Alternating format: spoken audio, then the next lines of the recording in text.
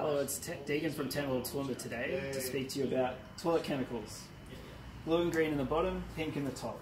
Keeps it simple. So anyway, to put in the bottom, you start with blue or green. The blue is the stronger and lasts up to 5 days, while your green is less strong and is septic safe. So not septic safe, septic safe.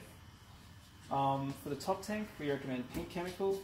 It lubricates the bowl and the seals and has a nice fragrance. For the toilet paper, this is the Tedford toilet paper which breaks down in toilet chemical, compared to normal toilet paper like 3-ply, which you may clog and you will have to reach and get out with your hands. For your bottom chemical, there is the options of satchels as well. Satchels have the advantage of being pre-measured, so you just grab one, chuck it in the toilet, and you're pretty much done. If you want to clean your toilet, there is cassette cleaner, bowl cleaner, and